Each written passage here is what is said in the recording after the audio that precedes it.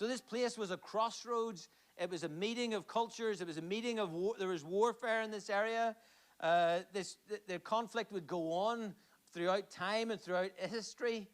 There was the meeting of cultures, the Canaanite culture, the Egyptians, the Assyrians, the Israelites, and on and on and on. And this was the land that was given to the tribe of Issachar.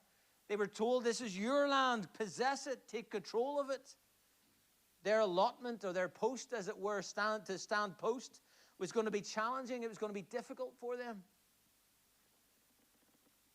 You know, we say that when we talk about things of God, we look at these stories and we draw out from that, and we look and we realize the similarities with our lives.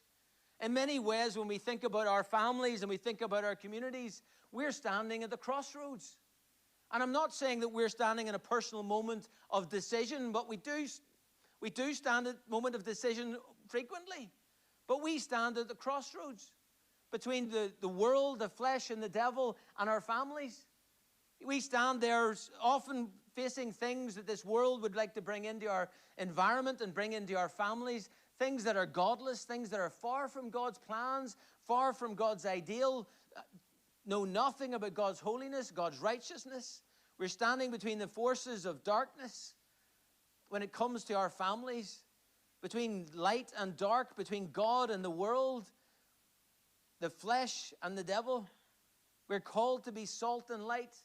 We're called to make a difference. We're called to be people who talk about God, who live the life before our families, fighting battles, as it were, for the sake of our families. Not just sitting by and watching as things happen. Remember last week we looked at Issachar, how Issachar just let everyone else fight the wars and fight the battles and wasn't involved. We're not called for that. We're called to stand up and to represent God, to be his representatives in our families and in our lives, in our communities, in our workplace. I'm not saying we just go in our workplace tomorrow and we start kicking over tables or something.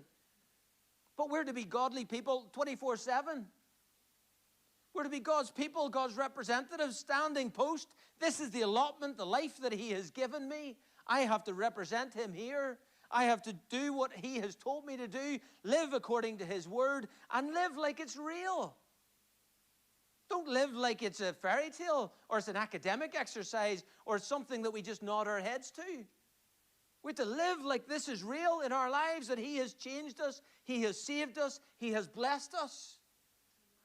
I mean, if he didn't want us to fight, why would he give us the armor of God? Why would he give us his word, the sword of the Spirit? Why would he give us these things? Because he wants us to grow up and to be mature, to stand post, as it were, in what he has given us, to be the representatives that he's called us to be. Because we're called to be representatives. Some of us will be louder. Some of us will be more brash. Sharon's nodding away. Yeah. Some of us will be like that, but we still got that responsibility to stand between the world and our families, our loved ones who don't know Christ.